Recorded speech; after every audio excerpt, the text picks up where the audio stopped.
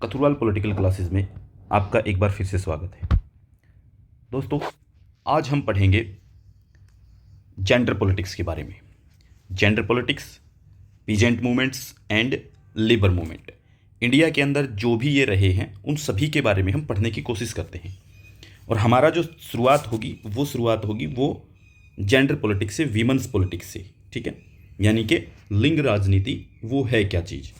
ठीक है, महिला की राजनीति वो है क्या चीज़। ठीक है, इनको जो है आज हम डिस्कशन में शायद ना ले पाएँ, लेकिन ये कंप्लीट हो जाएगा, इसको पूरा करेंगे।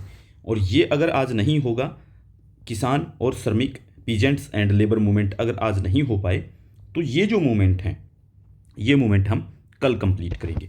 तो आज जो है हम अपनी क्लास की शुरुआत करते हैं भारत में महिला राजनीति यानी कि जेंडर पॉलिटिक्स से। ठीक है, जेंडर पॉलिटिक्स से, जेंडर मूवमेंट से वो क्या रहे हैं। सबसे पहले हम समझेंगे कि महिला आंदोलन क्या क्या रहे हैं भारत में, उनका क्या इतिहास है और कौन कौन से मूवमेंट भारत में देखने को हमें मिले हैं। चलिए तो शुरू करते हैं। सबसे पहले इंट्रोडक्शन करते हैं इसका। देखिए, जैसे दूसरे सोशल मूवमेंट होते हैं उनसे थोड़ा सा अलग जो वीमेंस के मूवमेंट हैं, जो महिला आंदोलन है, उनका ऐतिहासिक अगर हम उनके इतिहास की अगर हम बात करेंगे तो वो थोड़ी सी अलग होती है। ठीक है, उन आंदोलनों के विपरीत जो महिला आंदोलनों की ऐतिहासिक संदर्भ में एक निश्चित शुरुआत है। ठीक है, दूसरे मूवमेंट्स ऐसे भी कह सकते हैं कि उनकी तरह ही, जैसे दूसरे सोशल मूवमेंट शुरू होते हैं उन्हीं की तरह जो है वो महिला आंदोलन भी शुरू होते हैं। ठीक है, यानी कि इनके अधिकार कहाँ से शुरू होते हैं, जैसे प्रजनन अधिकार है, घरेलू हिंसा है, मातृत्व अवकाश है। ठीक है, मैटरनिटी लीव जिसको आप बोलते हैं, मैटरनिटी लीव है, डोमेस्टिक वायलेंस है, उसके बाद जैसे समान वेतन है, इक्वल पे है। ठीक है, और महिलाओं के लिए जो है, वीमेंस के लिए जो वोटिंग राइट्स जो हैं, या यौन उत्पीड़न जो है, या यौन हिंसा जो है, उन सभी से रिलेटेड जो भी मामले होते हैं उन मामलों में सुधार करने के लिए कुछ पॉलिटिकली अभियान शुरू किए गए, जिनको हम कह सकते हैं वो महिला मूवमेंट बन करके उभर के आते हैं। ठीक है, तो ये सब सारी चीज़ें जो है एक महिला मूवमेंट के अंदर शामिल की जाती हैं। और इनको चलाता कौन है, इनको जो है वो जो नारीवादी जो फेमिनिस्ट लोग हैं, फेमिनिस्ट वीमन हैं या मैन हैं, वो मिल करके चलाते हैं। यानी कि ये सारे आंदोलन जितने भी हैं, ठीक है, प्रजनन हो गया, डोमेस्टिक वायलेंस हो गया, मैटरनिटी लीव हो गया, इक्वल पे हो गया, ठीक है, वोटिंग राइट्स ऑफ वीमन हो गया, यौन उत्पीड़न, यौन हिंसा, ये जितने भी मामले हैं, ये सारे के सारे मामले जो हैं ये फेमिनिस्ट मूवमेंट के अंदर जो है आकर जुड़ जाते हैं। अगर हम भारत की बात करें, भारत में अगर फेमिनिस्ट मूवमेंट की बात करें या महिला आंदोलन की बात करें तो वो 19वीं सेंचुरी में शुरू होती है। और इसकी शुरुआत जो सामाजिक सुधार आंदोलन जो हैं वहाँ से शुरू होते हैं। बहुत सारे सोशल मूवमेंट्स होते हैं, बहुत सारे सोशल रिफॉर्म होते हैं, उनके अंदर शुरू होती है। ठीक है, तो 20वीं सेंचुरी में जो हमारा नेशनल मूवमेंट है और 1970s का जो दशक है उसमें जो है सिविल लिबर्टीज़ के जो मूवमेंट हैं वो इसमें जुड़े हुए हैं। यानी कि नेशनल मूवमेंट जुड़ा हुआ है, सिविल लिबर्टीज़ के मूवमेंट जुड़े हुए हैं, और जो सोशल रिफॉर्म मूवमेंट थे वो जुड़े हुए हैं, सामाजिक सुधार आंदोलन। ठीक है, नीरा देसाई नाम से नीरा देसाई नाम से एक फेमिनिस्ट थिंकर रही हैं। इनकी किताब है वीमन इन मॉडर्न इंडिया। देखिए, आपको ये कई जगह किताब देखने को मिलेगी, इसके अंदर आर्टिकल आए हैं वीमन इन मॉडर्न इंडिया। इसके अंदर आपको जो है गैलब्रीथ का आर्टिकल मिल सकता है, कमला देवी चट्टोपाध्याय का आर्टिकल मिल सकता है, लेकिन एडिटेड बुक है ये। एडिटेड बुक किसके द्वारा, नीरा देसाई का। तो नीरा देसाई ने इस बुक के अंदर वीमन इन मॉडर्न इंडिया में ये स्वीकार किया है कि महिला आंदोलन जो हो, वीमेंस मूवमेंट है, वो महिलाओं की समानता के लिए और स्वतंत्रता का एक प्रमुख लक्ष्य प्राप्त करने के लिए संगठित प्रयास है। यानी कि ये जो है एक ऑर्गेनाइज्ड वे में किए गए प्रयास हैं जो इक्वलिटी और फ्रीडम के लिए लड़ाई है उसमें शामिल होकर के। ठीक है, तो यहाँ पर जो महिलाओं का जो लाइफ स्टैंडर्ड है उसको सुधारने के ऊपर ध्यान दिया जाता है। ठीक है, उसके ऊपर जो है ज़्यादा कोशिश की जाती है।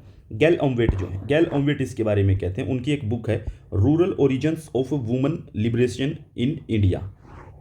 ये किताब है उनकी, rural origins of woman liberation in India. ठीक है, इसमें महिलाओं के जो आंदोलन है, वीमेंस मूवमेंट जो है, उनको दो प्रकार से जो है वो क्लासीफाई किया गया है, 2 टाइप से उनको वर्गीकृत किया गया है। ठीक है, महिला समानता पहली चीज़ रखते हैं वो महिला समानता आंदोलन, यानी कि एक टाइप है महिलाओं के आंदोलन का, वीमेंस मूवमेंट का, फेमिनिस्ट मूवमेंट जिसको आप इंडिया कह सकते हैं।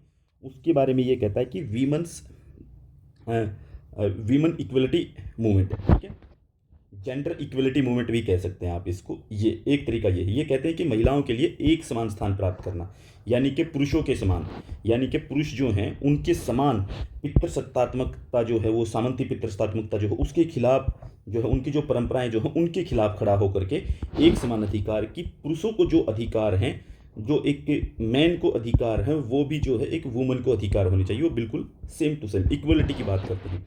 दूसरा हम महिला मुक्ति आंदोलन, यानी कि वीमेंस इमेंसिपेशन मूवमेंट, ठीक है। इसमें क्या है कि श्रम के यौन विभाजन पर सीधा हमला, यानी कि श्रम जो है, जो श्रम का मतलब ये है कि हम जो लेबर करते हैं, जो काम करते हैं, उस काम का जो विभाजन किया गया है कि घर के काम जो है वो एक महिला करेगी और बाहर के काम जो है वो एक पुरुष करेगा, उसके ऊपर सीधी सीधी बात की गई, उसके ऊपर सीधा सीधा अटैक है ये कि जो है बाहर के काम अगर पुरुष कर सकता है तो महिला भी कर सकते हैं, घर के काम महिला कर सकती है तो पुरुष भी कर सकता है। ये बात की गई कि इस तरीके से विभाजन नहीं होना चाहिए, जिसका जो मन करे, जिसका जहाँ मन करे वैसे काम करने के ऊपर बात की गई। तो महिला को जो है जो घरेलू कामों में उलझा के रखा जाता है उससे बाहर निकलने की बात की गई है यहाँ पे। तो ये दो उन्होंने जो है, गैल ऑम्वेट ने जो दो तरीके से क्लासीफाई किया है कि महिलाएं जो हैं, महिलाओं के जो मूवमेंट रहे हैं वो एक तो समानता को लेकर रहे हैं और दूसरा महिलाओं की मुक्ति को लेकर रहे हैं, काम के आधार पर जो मुक्ति है कि उसके आधार पर किस तरीके से डिवाइड किया। कुछ लोगों ने यहाँ पे कुछ किताबें लिखी हैं, उनको देख लेते हैं। कमला देवी चट्टोपाध्याय किताब है जो वीमेन इन मॉडर्न इंडिया, मैं कह रहा था वही बात, वीमेन इन मॉडर्न इंडिया पुस्तक में अपना एक आर्टिकल लिखते हैं, the state of women in India, the state of women in India. ये किताब के अंदर इनका एक आर्टिकल आता है, ठीक है। इस आर्टिकल में वो डिफाइन करते हैं महिलाओं के बारे में, ठीक है। इनका आर्ट एंड कल्चर को लेकर के सारा काम है, राजस्थान की थी ये, ठीक है। तो राजस्थान के अंदर इनका काम रहा है और art and culture, art and craft को लेकर के इनका ज़्यादातर काम है और वीमेंस रिलेटेड जो चीज़ें हैं उनके ऊपर इनका काम है। The state of womens in India, ये इनकी किताब है, ये इनका एक आर्टिकल है वुमेन्स इन मॉडर्न इंडिया में, जो नीरा देसाई ने किताब लिखी है, वुमेन्स इन मॉडर्न इंडिया, नीरा देसाई की किताब है और ये उनका आर्टिकल है इसके अंदर। तो इन्होंने कुछ किताबें भी लिखी हैं, इनकी किताब है the awaking of Indian women, ये बहुत इंपॉर्टेंट किताब है, याद करनी है। इसके बाद Indian womens battle of freedom, ये इनकी किताब है। इसके बाद इनको जो है इनके वर्क के लिए, इनके काम के लिए कुछ अवार्ड्स भी दिए गए हैं, जैसे रेमन मैग्सेसे अवार्ड मिला था इनको 1996 में, ठीक है। 1995 में जो है पद्म भूषण अवार्ड मिला था। आपको लगेगा वहाँ पे जाके पेपर में कि यार कमला देवी चट्टोपाध्याय जो है उनके बारे में क्यों पूछ रहे, जीके का पेपर तो नहीं है, पॉलिटिकल साइंस का पेपर है। तो क्योंकि ये वीमेंस नारीवादी महिला हैं, वीमेंस फ्रीडम, वीमेंस मूवमेंट उनसे जुड़ी हुई हैं, ठीक है। और इंडियन नेशनल मूवमेंट में बहुत एक्टिवली कंट्रीब्यूशन इनका रहा है। तो 1955 में पद्म भूषण मिलता है और 1996 में जो है रेमन मैग्सेसे अवार्ड मिलता है और 1987 में पद्म विभूषण अवार्ड जो है वो इनको मिलता है। इसको एक बार चेक कर लेना, ये 1966 भी हो सकता है, मैं शायद मिस्टेक कर रहा हूँ यहाँ पे, तो इसको जो है एक बार आप ज़रूर चेक करें, देख लीजिए। मेरे हिसाब से तो ये 1966 ही है, ये 1966 ही होना चाहिए, मुझे कमेंट करके बताइएगा ये कितना है, ठीक है। 1966 ही होना चाहिए। इसके आगे चलते हैं। गेराल्डीन फोर्ब्स एक महिला हैं, उन्होंने अपनी ये किताब जो है नीरजा देसाई वाली जो किताब है, नीरा देसाई की जो किताब है वुमेन इन मॉडर्न इंडिया 1996 में जो किताब आती है, इस किताब में women in colonial India politics, medicines and historical, ठीक है, ये इनका एक आर्टिकल था, यानी कि औपनिवेशिक भारत में महिलाएं, राजनीति, चिकित्सा और इतिहास, ये इनका एक आर्टिकल है, 2005 में ये आता है, ठीक है। तो ये आर्टिकल इनका इस किताब में छपा हुआ है, ठीक है। तो ये आर्टिकल भी आपको याद कर लेना है। इसके बाद कुछ महिला आंदोलन जो भारत में कौन कौन से रहे हैं, उनका इतिहास क्या रहा है महिला आंदोलन का, वो देख लेते हैं एक बार, ठीक है। तो भारत में जो है एक काफ़ी लंबा इतिहास है इनका, ठीक है। तो दूसरी ओर पहली लहर यानी कि फर्स्ट फेज जो है, पहला चरण जो है आंदोलनों की तुलना में और भी लंबा है, यानी कि इतिहास काफ़ी लंबा है, ठीक है। तो जो सेकंड फेज होता है उससे भी लंबा इतिहास है पहला, यानी कि 2 फेज़ में हम डिवाइड कर रहे हैं। फर्स्ट फेज जो है वो बड़ा है और सेकंड फेज जो है वो छोटा फेज है, ठीक है। तो ये इस तरीके से डिवाइड है। जैसे शुरुआत में क्या होता है कि शक्तिपंथ सदियों से, जहाँ पे शक्ति यानी कि शक्तिपंथ का मतलब है कि पावर की जो अथॉरिटी है उसके बारे में, तो महिला शक्ति सिद्धांत की अवधारणा हजारों साल पहले पहचानी जा रही है, यानी कि महिला शक्ति का जो सिद्धांत है वो हजारों साल पहले का कॉन्सेप्ट है, ये इसमें हमने देखने को मिला भी है पहले से।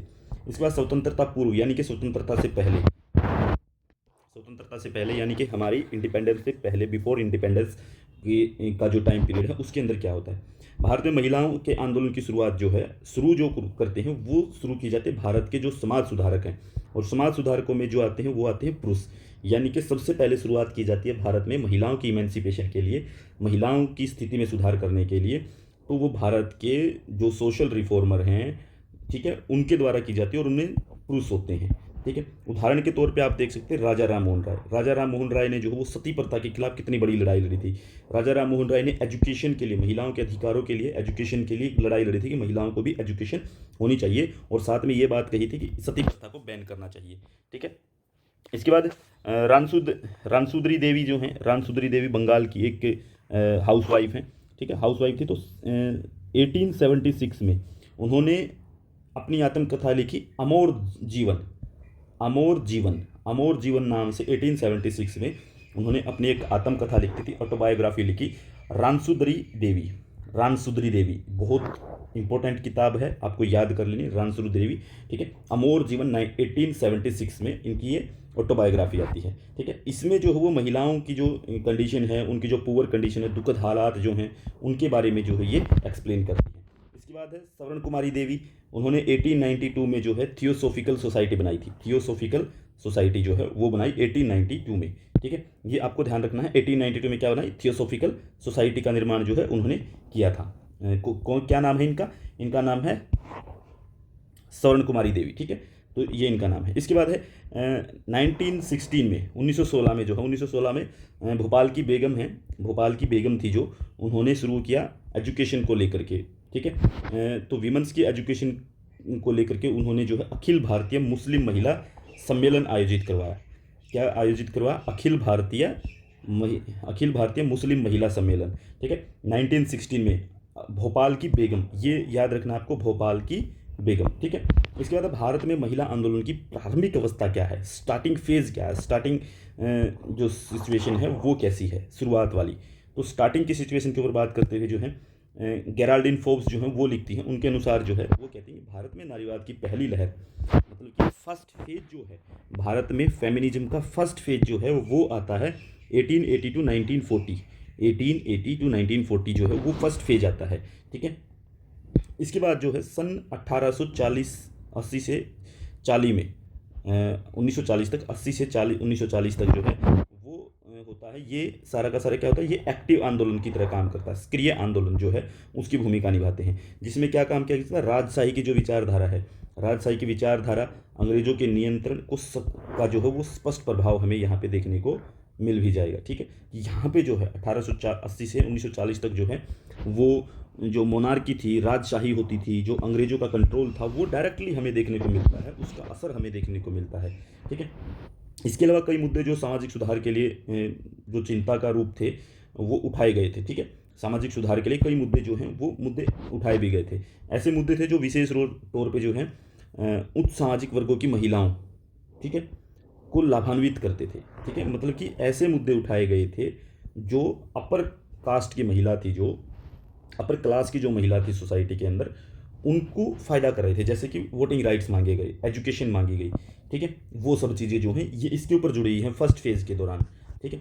आगे क्या है कि 1880 के दशक में जो है 1880 में जो बात होती है, 1880 में महिला आंदोलन ने जो है वो महिला शिक्षा की मांग की थी, वीमन एजुकेशन की डिमांड की थी, ठीक है। किस चीज़ की डिमांड की 1880 में, महिला एजुकेशन की, वीमन एजुकेशन की डिमांड की। फिर जैसे पंडिता रमाबाई जो है, पंडिता रमाबाई ने जो है वो 1886 में किताब लिखी थी, आपको याद हो तो, the high cast Hindu women, the high cast Hindu women, इन्होंने ये किताब लिखी थी, ठीक है। इसमें जो है उन्होंने ये बताया कि महिला का उत्पीड़न कैसे होता है, धर्म के आधार पर उनका उत्पीड़न कैसे हो रहा है, यानी कि उनका एक्सप्लॉइटेशन जो हो, वीमन का एक्सप्लॉइटेशन वो किस तरीके से है, वो बताती हैं कि जो धर्म है उसके आधार पर एक्सप्लॉइटेशन है, जो उपनिवेशवाद है उसके आधार पर एक्सप्लॉइटेशन है, तो इसको वो क्रिटिसाइज़ करती हैं, इसको कंप्लीटली पूरे बुरे तरीके से क्रिटिसाइज़ करती हैं, ठीक है, बहुत रेडिकल तरीके से। इसके बाद जो है उनकी इसके बाद 1891 में जो है एक आयु सहमति अधिनियम पारित किया गया था। आयु सहमति अधिनियम जो है वो कब आया था? 1891 में आयु सहमति अधिनियम, जिसके अंदर क्या है कि विवाह की जो उम्र है लड़कियों की वो 10 से बढ़ा करके 12 कर दी गई थी। ठीक है, 10 से कर सीधे 12 वर्ष जो है वो कर दी गई थी लड़कियों की विवाह की आयु। ठीक है, तो बाल विवाह रोकने के लिए थोड़े थोड़े प्रयास हो रहे थे। उसके बाद 1904 में 1904 में जो है 1904 में राष्ट्रीय सामाजिक सम्मेलन आयोजित करवाया गया। किसके द्वारा आयोजित करवाया गया? ये आयोजित करवाया गया था एम जी रानाडे ने 1887 में। ठीक है, एम जी रानाडे ने जो है इसकी स्थापना की थी, जबकि राष्ट्रीय सामाजिक सम्मेलन जो शुरू हुआ था वो 1904 में करवाया गया था। ठीक है, इसकी कई शाखाएं खुली जो पूरे के पूरे भारत में खोली गई थी, और पूरे भारत में इसकी शाखाएं खोलने से, इसकी ब्रांचेज खोलने से क्या है कि यही जो सम्मेलन हुआ था 1904 में, इसी को जो भारतीय महिला सम्मेलन भी कहा गया। भारतीय महिला सम्मेलन कहा गया किसको? राष्ट्रीय सामाजिक सम्मेलन जो हुआ था 1904 में, इसको। तो राष्ट्रीय सामाजिक सम्मेलन की शुरुआत किसने की थी? वो की थी एम जी रानाडे ने 1887 में। ठीक है, तो भारतीय महिला संघ की शुरुआत जो है फिर इसके बाद है कि भारतीय महिला संघ की शुरुआत हुई। भारतीय महिला संघ की जो शुरुआत है वो होती है मार्गरेट कजिन के द्वारा। मार्गरेट कजिन और डोरोयो जिना और एनी बेसेंट, इन्होंने मिलकर के की थी 1917 में। यानी कि किसने? भारतीय महिला संघ। ठीक है, इंडियन वीमेन एसोसिएशन जो खोली गई वो खोली गई थी मार्गरेट कजिन, डोरोयो जिना और एनी बेसेंट, इन्होंने 1917 में खोला था इसको। ठीक है, उसके बाद सन 1925 में लेडी टाटा जो है, लेडी टाटा और लेडी एवरडीन, इन्होंने जो है राष्ट्रीय महिला परिषद की स्थापना की। राष्ट्रीय महिला परिषद खोला लेडी एवरडीन और क्या नाम है इनका? लेडी टाटा। ठीक है, 1925 में। ठीक है, राष्ट्रीय महिला परिषद, इसकी स्थापना की।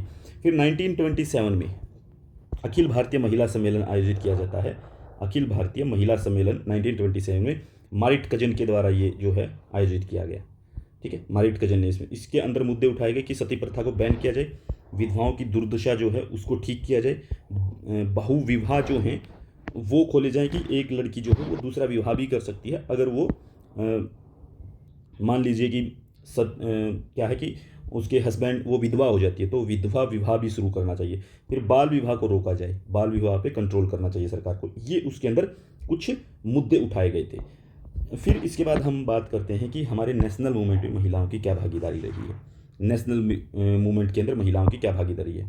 तो महिलाओं ने जो है अपना जो राष्ट्रीय आंदोलन रहा है, नेशनल मूवमेंट रहा है, जो उसमें बहुत बड़ा योगदान रहा है। ठीक है, बहुत बड़ा आंदोलन बनाने में योगदान रहा है। ठीक है, उनकी भागीदारी को हम कम नहीं कर सकते हैं। ठीक है, उन्होंने यही किया है कि हमारा जो नेशनल मूवमेंट है उसको तेज़ करने में सहयोग किया है। ठीक है, 19th सेंचुरी में 1900 की शुरुआत जो होती है, ठीक है, 1900 की शुरुआत में स्वदेशी आंदोलन में उनकी भागीदारी को मतलब कि हम पहचान कर सकते हैं। वहाँ पे हम देख सकते हैं कि यहाँ पे इनकी शुरुआत होती है 19वीं शताब्दी के बाद में, 20th सेंचुरी जैसे ही शुरू होती है 1900 के बाद में। ठीक है, 1901 जैसे ही चलते चलते ऐसे बढ़ते रहते हैं, तो वहाँ पे महिलाओं की भागीदारी भी बढ़ती रहती है। विशेष तौर पे हम देखते हैं कि महात्मा गांधी ने जो नेतृत्व किया था मूवमेंट्स का, उन मूवमेंट्स के अंदर महिलाओं की भागीदारी बहुत ज़्यादा थी। तो महिलाओं की भागीदारी को बहुत ज़्यादा मोटिवेट करने का काम जो किया था वो किया था महात्मा गांधी ने। ठीक है, तो गांधी की महिलाओं की जो प्रकृति है, गांधी की महिलाओं की जो नेचर है और स्वतंत्रता संग्राम में जो भूमिका है, उसकी परिभाषा हिंदू पितृसत्ता में गहरी बैठी थी। ठीक है, तो गांधी जो है वो उस चीज़ की आलोचना करते हैं जो हिंदू के अंदर पैट्रियार्कल सिस्टम था, उसकी आलोचना करते थे। ठीक है, तो गांधी भी कहते थे कि महिलाओं के साथ जो है जो नेचुरल तौर पे जो एक्सप्लॉइटेशन होता है, महिलाओं का उत्पीड़न होता है, वो हिंदू पैट्रियार्की के कारण होता है। ठीक है, तो यहाँ पे जो है गांधी के मूवमेंट में भी ये चीज़ें देखने को मिल रही थी हमें। तो महिला संगठनों ने जो महिलाओं के मुद्दों को सामाजिक सुधारों के प्रयासों तक सीमित रहने के बीच तनाव और राष्ट्रीय स्वतंत्रताओं को महिलाओं के आंदोलन से जोड़ने के व्यापक प्रयास किए हैं। यानी कि महिलाओं ने जो है वो नेशनल मूवमेंट के अंदर सिर्फ ये नहीं किया कि इंडिया को फ्रीडम चाहिए, वीमेंस ने ये चीज़ भी उठाई है साथ में कि वीमेंस को भी तो फ्रीडम चाहिए। वीमेंस के जो मुद्दे हैं, महिलाओं के जो मुद्दे हैं, उनको भी उठाया गया। ये मूवमेंट बन करके आते हैं, उन मूवमेंट में शुरू होती हैं। एक किताब है, राधा कुमार नाम से एक लड़की हैं, राधा कुमार ने एक पुस्तक लिखी थी, द हिस्ट्री ऑफ डूइंग। ठीक, सॉरी, तो द हिस्ट्री ऑफ डूइंग नाम की किताब है। इसके दौरान जो है, इस अवधि के दौरान जो है अधिकार महिला आंदोलनों की भागीदारी का डॉक्यूमेंटेशन है। ठीक है, यानी कि ये जो है द हिस्ट्री ऑफ डूइंग में जो है, जो कॉलोनियल टाइम पीरियड में महिलाओं ने जो संघर्ष किया है, महिलाओं का जो संघर्ष रहा है उसके बारे में, यानी कि महिला अधिकारों के बारे में जो आंदोलन हुआ है उसको लेकर के इन्होंने जो है लिखा है इस किताब में। ठीक है, द हिस्ट्री ऑफ डूइंग, ये किताब और इनका नाम याद रख लेना आपको। ठीक है, तो उन महिलाओं के नाम है यहाँ पे जो औपनिवेशिक शासन यानी कि जो कॉलोनियल टाइम पीरियड है और जो सत्याग्रह में शामिल थे उनके नाम है, जैसे कि सरोजिनी नायडू है, लाडो रानी जुत्सी हैं, रानी गुडियालो है, कमला नेहरू है, हंसा मेहता है, अंतिकाबाई हैं, अंतिकाबाई गोखले, सत्यवती हैं, पार्वतीबाई हैं, रुक्मणी लक्ष्मीपति हैं, लीलावती हैं। ठीक है, दुर्गाबाई देशमुख, लीलावती मुंशी, दुर्गाबाई देशमुख हैं, कमला देवी चट्टोपाध्याय हैं। तो इनके नाम लिखे गए हैं, इनका पूरा डॉक्यूमेंटेशन किया है इन्होंने इस किताब में the history of doing. Radha Kumar ने इसमें लिखा है कि किन किन महिलाओं ने क्या योगदान दिया है भारत के समाज में, भारत के राष्ट्रीय आंदोलन में, नेशनल मूवमेंट में। ठीक है, उसके बारे में। अब बात आती है फ्रीडम के बाद में, आफ्टर इंडिपेंडेंस। ठीक है, स्वतंत्रता के बाद क्या रहा है मूवमेंट। तो स्वतंत्रता के बाद की अगर हम बात करें तो 70 के दशक में राज्य और सरकार, ठीक है, राज्य और सरकार के संकट के नागरिक अधिकारों के पक्ष में आंदोलन की शहर के लिए खड़ी हुई।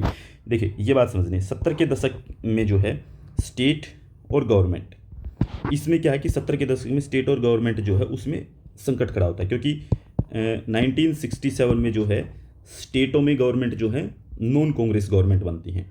ठीक है, और कई जगहों पे सरकारें गिरा दी जाती हैं, और 1971 में जो है लोकसभा के इलेक्शन भी जो है वो पहले हो जाते हैं। तो इस समय पे देश के अंदर पॉलिटिकल क्राइसिस चल रहा था। तो यहाँ पे क्या है कि गवर्नमेंट और स्टेट जो हैं वो मिलकर के थोड़ा सा प्रेस कर रहे हैं सिटीजन्स को, थोड़ा सा दबाने की कोशिश कर रहे हैं। तो यहाँ पे नागरिक अधिकारों के पक्ष में आंदोलन खड़े हो जाते हैं। ठीक है, और यहाँ पे आंदोलन खड़े होते हैं शहरों के अंदर ज़्यादातर। ठीक है, तो ये आंदोलन जो है ये धीरे धीरे करके महिलाओं के आंदोलन भी बदलते हैं, और यहाँ पे महिलाओं के आंदोलनों ने जो है वो दहेज के खिलाफ, बलात्कार के खिलाफ, ठीक है, और व्यक्तिगत कानून से संबंधित कानूनों के अधिकारों के लिए, भूमि के मुद्दों को लेकर के स्टेट के ऊपर सवाल उठाने शुरू किए। यानी कि बलात्कारों के खिलाफ हैं, दहेज के खिलाफ हैं, इंडिविजुअल राइट्स के लिए जो लॉ बनाए जाते हैं उनके लिए हैं, उनसे रिलेटेड जो भी कानून थे या फिर जो लैंड से रिलेटेड जो भी मुद्दे थे उनको लेकर के महिलाओं ने आंदोलन खड़े किए। तो आंदोलन में जो वो सरकार के विकास का जो रास्ता है, विकास जिस तरीके से सरकार डेवलपमेंट कर रही है, सरकार के विकास की डेवलपमेंट के ऊपर सवाल उठाए। ठीक है, जिसमें ये आरोप लगाया गया था कि ये लैंगिक पक्षपात पर आधारित है। इसमें ये आरोप था कि महिलाओं को अधिकार नहीं दिए जा रहे हैं, महिलाओं को डेवलपमेंट में शामिल नहीं किया जा रहा है। देश की डेवलपमेंट कैसी है उससे मतलब नहीं है, क्या देश के अंदर 100% अगर जनसंख्या है तो उसमें 50% महिलाएं भी तो हैं, उनकी डेवलपमेंट क्यों नहीं हो रही है। 50% की आप डेवलपमेंट चाहते हैं क्या, सिर्फ पुरुषों की, महिलाओं की नहीं होगी। तो इन्होंने ये सवाल पूछा था सरकार से उस समय पे। तो ये डेवलपमेंट का जो ढांचा था सरकार का, उसके ऊपर बड़ा सवाल है और बहुत जबरदस्त तरीके से क्रिटिसाइज किया जाता है गवर्नमेंट की पॉलिसीज़ को। तो कुछ दलित आंदोलन जो हैं और कुछ आदिवासी आंदोलन भी जो हैं, जिनसे जो है विभिन्न महिलाएं सब उभर करके आते हैं, यानी कि दलित आंदोलन से भी और आदिवासी आंदोलन भी शुरू होते हैं। जैसे कि 1967 में जो है नक्सलाइट्स मूवमेंट शुरू हो जाता है। ठीक है, 1970 के बाद जो है दलित आंदोलन शुरू होते हैं। 1972 में आपको पता ही है, ठीक है, ब्लैक पैंथर्स वगैरह ये मूवमेंट शुरू होते हैं। ठीक है, 1982 में जो है वो ब्लैक पैंथर इयक्कम मूवमेंट शुरू होता है। तो इस तरीके से जो है ये मूवमेंट शुरू हो जाते हैं। ठीक है, इसके बाद 1972 में अहमदाबाद में इल्ला भट्ट के नेतृत्व में स्वनियोजित महिला संगठन सेवा नाम से, ठीक है, स्वनियोजित महिला संगठन सेवा नाम से एक संगठन शुरू होता है। ठीक है, ये क्या है कि महिलाओं का ट्रेड यूनियन का आंदोलन था, अग्रणी महिलाओं का ट्रेड यूनियन, यानी कि यहाँ पे ट्रेड यूनियन बनती महिलाओं की। अहमदाबाद में कौन बनाता है, इल्ला भट्ट। इल्ला भट्ट ने नेतृत्व किया 1972 में अहमदाबाद के अंदर किस संगठन का, स्वनियोजित महिला, क्या नाम था दोबारा से देख लेते हैं एक बार फिर से। 1972 अहमदाबाद के अंदर इल्ला भट्ट ने नया मूवमेंट शुरू किया, स्वनियोजित महिला संगठन, ठीक है, जिसका नाम सेवा भी कहते हैं। और क्या था ये महिलाओं की ट्रेड यूनियन का मूवमेंट था। ठीक है, ये शुरू होता है। फिर इसके बाद जैसे पेड़ों को काटने से रोकने के लिए जो 1973 में चिपको आंदोलन शुरू हुआ था, जिसमें महिलाओं ने पार्टिसिपेट किया था, और महिलाएं जो हैं सुंदरलाल बहुगुणा के साथ मिल करके सुंदरलाल बहुगुणा के साथ मिलकर के जो है आंदोलन शुरू करती हैं, और इसमें महिलाएं जो हो वो पेड़ों से चिपक गई थी। चिपको आंदोलन महिलाओं से जुड़ा हुआ 1973 में शुरू हुआ था उत्तराखंड में, ठीक है। उसके बाद जो है भ्रष्टाचार के खिलाफ 1974 में नवनिर्माण आंदोलन जो है उसमें महिलाओं ने बड़ी भूमिका निभाई, ठीक है। लोग कानूनी नियम और अधिकारों के संघर्ष में जो है वो निर्णायक मोड़ जो साबित हुई वो महिलाएं हुई। फिर राधा कुमार ने जो 1990 में तर्क दिया है कि इस समय पर सबसे महत्वपूर्ण आंदोलन महाराष्ट्र में, राधा कुमार 1990 में तर्क देती हैं, ठीक है, कि उस समय पे सबसे इम्पोर्टेंट मूवमेंट जो है वो महाराष्ट्र में शुरू हुआ था, जो सादरा और मूल्यवर्धी आंदोलन, यानी कि सादरा और मूल्यवर्धी आंदोलन, और गुजरात में सेवा और नवनिर्माण थे। यानी कि महाराष्ट्र और गुजरात में जो आंदोलन चल रहे थे वो बड़े मूवमेंट थे। यानी कि सादरा और मूल्यवर्धी आंदोलन कहाँ चल रहा है? महाराष्ट्र के अंदर 1990 में। गुजरात में सेवा, गुजरात में कौन सा आंदोलन चल रहा है? सेवा नाम से। सेवा का मतलब क्या है? स्वनियोजित महिला संगठन अहमदाबाद गुजरात, ठीक है, यहाँ पे चल रहा है नवनिर्माण, ठीक। तो ये नए आंदोलन जो है वो शुरू हो रहे हैं 1974 में, जो है 1974 में, इनको हटाता हूँ थोड़ा, ठीक है, आगे चलते हैं। 1974 में हैदराबाद में प्रगतिवादी महिला संगठन, प्रगतिवादी महिला संगठन जो है वो शुरू हो जाता है, ठीक है। प्रगतिवादी महिला संगठन हैदराबाद के अंदर 1974 में जो है शुरू हो जाता है। EOW बोलते हैं इसको, ठीक है। तो यहाँ पे इस जो सोसाइटी का दमनकारी ढांचा है उसके खिलाफ ये संगठन खड़ा होता है। इस संगठन ने जो है क्या काम किया? जो इक्वलिटी है, इक्वलिटी का जो आइडिया है उसको आगे लेकर के चलती है कि हमें इक्वल बनाया जाए, मेंस के इक्वल बनाए। 70s का जो दशक है उस दशक में जो है संयुक्त राष्ट्र अंतर्राष्ट्रीय महिला वर्ष की घोषणा हो जाती है। 1970s में जो है यूएनओ ने जो है वो इंटरनेशनल वीमेंस ईयर की घोषणा कर दी। वो किया इंटरनेशनल वीमेन ईयर 1975, ठीक है। इसके बाद एक पूरे दशक की घोषणा हो गई 1975 से 1985 तक जो है वो महिला दशक के रूप में मनाया जाएगा। ये यूएनओ ने घोषणा करती है, महिला के अंतर्राष्ट्रीय दशक, ठीक है। इंटरनेशनल डेकेड के नाम से इसको जाना जाता है, ठीक है। तो इसको मनाने की घोषणा कर दी गई। सरकार ने जो वो श्रम शक्ति की रिपोर्ट प्रेजेंट की 1988 में। श्रम शक्ति रिपोर्ट जो है वो लेकर के आते 1988 में यूनियन और महिला कर्मचारी अधिकारों के गठन की बात की। जो इस सरकार की जो श्रम शक्ति रिपोर्ट आई थी 1988 की, उसमें जो है ये रिपोर्ट में ये कहा गया कि महिलाएं जो है, महिलाओं की यूनियन होनी चाहिए, ठीक है, महिलाएं यूनियन बना सकती हैं और महिला कर्मचारियों के अधिकारों की बात वो कर सकती हैं, ठीक है। ये बात आ गई श्रम शक्ति रिपोर्ट 1988 में। फिर राजनीतिक मुख्यधारा की तरफ जो है वो विरोध राजनीति की ओर से एक महत्वपूर्ण कदम था 1980s के बाद लिया गया, ठीक है। यानी कि मुख्यधारा की जो राजनीति है, मेन स्ट्रीम की जो पॉलिटिक्स है, ठीक है, उसकी तरफ जो है थोड़ा बढ़ने की कोशिश की गई 1980s में, ठीक है। तो इसकी ज़रूरत थी, उस समय पे इस चीज़ ज़रूरत को समझा गया और इसका उद्देश्य ये था कि समाज और राजनीति में एक परिवर्तनकारी भूमिका निभाने के लिए आंदोलन के दावों को यथार्थ में बदलना। यानी कि आंदोलन के अंदर जो भी मुद्दे होते थे उनको जो है एक रियलिस्टिक मुद्दे बना करके प्रेजेंट करना, ठीक है। इसके बाद ये जागरूकता जो शुरू होती है, ये जो बात शुरू हुई कि महिलाओं को आगे आने वाली बात पॉलिटिक्स में, तो ये शुरू होती है बीजिंग में 1995 में, बीजिंग चीन के अंदर, ठीक है। यहाँ पे विश्व महिलाओं पर चौथे सम्मेलन, विश्व वर्ल्ड वीमन ऑर्गेनाइजेशन होता है, यहाँ पे समिट होते हैं, वर्ल्ड वीमेंस समिट हुई, इसमें ये आइडिया डेवलप होकर जाता है। तो यहाँ पे पूरी प्लानिंग तैयार की जाती है, पूरा कार्य योजना, ठीक है, पूरी एक्शन प्लान तैयार किया जाता है इस मंच में। बीजिंग के अंदर 1995 में विश्व महिलाओं पर चौथा सम्मेलन हुआ था, ठीक है, वैश्विक सम्मेलन वीमेंस का, जिसमें एक लक्ष्य राजनीतिक संस्थाओं में महिलाओं की भागीदारी को रखा गया कि जो पॉलिटिकल इंस्टीट्यूशन है, पॉलिटिकल इंस्टीट्यूशन में महिलाओं का पार्टिसिपेशन कितना, वीमेंस का पार्टिसिपेशन कितना है, उसको देखना और उसके बाद उस पार्टिसिपेशन को बढ़ाना जहाँ पर भी कम है।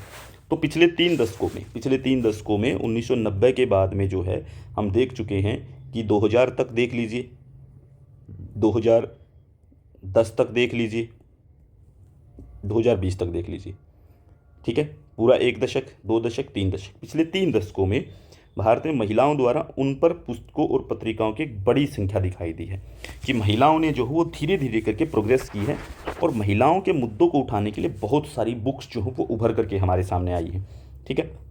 सभी प्रमुख जितने भी राजनीतिक दल हैं उन सभी दलों ने, जैसे कांग्रेस है, भाजपा है, CPI है, CPM है, और भी कोई पार्टी है, जितनी भी पार्टियां, सभी ने जो है वो महिला विंग बनाने का काम किया है। तो यहाँ पे महिलाएं विंग जो है वो उभर करके आई हैं सभी पार्टियों के अंदर, और सभी ऑर्गेनाइजेशंस के अंदर भी ये हमें देखने को मिला है। तो भारतीय महिला आंदोलन जो है वो अक्सर शहरी आधारित होते हैं, यानी कि शहरों को बेस बना करके काम करते हैं, और मध्यम वर्ग का जो चरित्र है वो हमें देखने को मिलता है इसके अंदर, कि हम जो है वो ज़्यादातर क्या देखते हैं कि शहरी महिलाएं जो हो वो उसमें शामिल हुई देखते हैं, ग्रामीण महिलाएं इसमें शामिल दिखाई नहीं देती हैं। ठीक है, ना किसी कांग्रेस पार्टी की अध्यक्ष मिलेंगी, ना किसी और की अध्यक्ष मिलेंगी, ना किसी और के अंदर जो है वो काम करती दिखाई देंगी। तो ये एक आरोप लगाया जाता है भारतीय जो आंदोलन है, महिलाओं का जो आंदोलन है, उसके ऊपर यही आरोप है कि ये जो आंदोलन है ये ग्रामीण आंदोलन नहीं है, शहरी महिलाओं का आंदोलन है। ठीक है, और मध्यम वर्ग का जो आंदोलन है वो हमें दिखाई देता है। ठीक है, यानी कि शहरी नारीवादी ये इसके अंदर ज़्यादा एक्टिव दिखाई देते हैं, ज़्यादा स्पष्ट दिखाई देती हैं। ग्रामीण महिलाओं ने भी जो वो देश के विभिन्न हिस्सों में खुद को आगे बढ़ाया है, लेकिन वो ज़्यादा दिखाई देता नहीं है कि कहाँ कहाँ पे कैसे बढ़ाया है। ठीक है, तो अगर हम ये कहें, निष्कर्ष के तौर पे अगर हम कहें कि ये एक महिला आंदोलन था जिसने एक सार्वजनिक मंच तैयार किया। ठीक है, पारिवारिक हिंसा की अभिव्यक्ति को देखा, यानी कि जो पारिवारिक हिंसा है उसको ध्यान में रखा। ठीक है, और यहाँ पे पूरा का पूरा एक सार्वजनिक मंच तैयार किया गया है। ठीक है, इससे क्या है कि जो हमारी घरेलू हिंसा है वो हमारे सामने दिखाई दी है, उसको इनको आगे लाने में जो है इन्होंने बहुत बड़ी भूमिका निभाई है। ठीक है, तो यहाँ पे कई सारे जो हैं वो लिटरेरी प्रोग्राम हुए हैं। ठीक है, कई सारे संगठन जो हैं वो उभर करके आए हैं। ठीक है, लेकिन ये भी बात ज़रूरी है हमें समझनी कि जागरूक तो हुए हैं, लेकिन कोई ऑर्गेनाइजेशनल कैरेक्टर हमें दिखाई नहीं देता है, ऑर्गेनाइजेशनल लीडरशिप हमें दिखाई नहीं देती है। ज़्यादातर क्या होता है कि जो स्थानीय पहल के बाद जो है जो शुरुआत होती है तो लोकतांत्रिक संस्थानों में हो रही है। ठीक है, तो ये भी ज़रूरी है कि डेमोक्रेटिक इंस्टीट्यूशन तो बने हैं, डेमोक्रेटिक इंस्टीट्यूशंस के अंदर डेमोक्रेसी नहीं है। तो अगर वहाँ पे डेमोक्रेसी नहीं होगी तो डेमोक्रेसी ना होने से क्या है कि संगठन कमज़ोर पड़ते हैं। तो ये डेमोक्रेटिक इंस्टीट्यूशंस के साथ में वहाँ पे डेमोक्रेसी भी होना जरूरी है, तब जा करके ये जो संगठन ये मजबूत होंगे। तो राजनीतिक भागीदारी के लिए जो महिलाओं के लिए अवसर और महिलाओं के आंदोलन जो है, ठीक है, वो ज़्यादा दिखाई देंगे अगर हम पॉलिटिकली और डेमोक्रेटिकली ज़्यादा मजबूत होते हैं। तो ये महिलाओं के जितने भी अभी तक मूवमेंट हुए हैं, जितना एक ब्रीफ सा हमारा इंट्रोडक्शन जो बनता है वो हमने डिस्कशन किया है। अभी हम देखते हैं कि भारत में ये सब मूवमेंट होने के बाद भी जेंडर पॉलिटिक्स कैसी है, जेंडर पॉलिटिक्स वो कैसी है, यानी कि महिला की राजनीति कैसी है और महिला की राजनीति में पार्टिसिपेशन क्या रही है। ठीक है, तो एक वीमन का क्या रोल है, जेंडर पॉलिटिक्स को देखते हैं, जेंडर पॉलिटिक्स कैसी है भारत में। देखिए, सबसे पहले पिछले दिनों की बात है, न्यूजीलैंड की प्रधानमंत्री थी एक महिला, उन्होंने इस्तीफा दिया है। लेकिन खास बात यह है कि न्यूजीलैंड की जो संसद में उसमें महिलाओं का जो प्रतिनिधित्व है वो 50% के पार चला गया है। यानी कि अगर वहाँ पे 100 मेंबर हैं लोकसभा में तो वहाँ पे 50% से ज़्यादा महिलाएं हैं, और कहा जाता है कि वहाँ 67% महिलाएं हैं।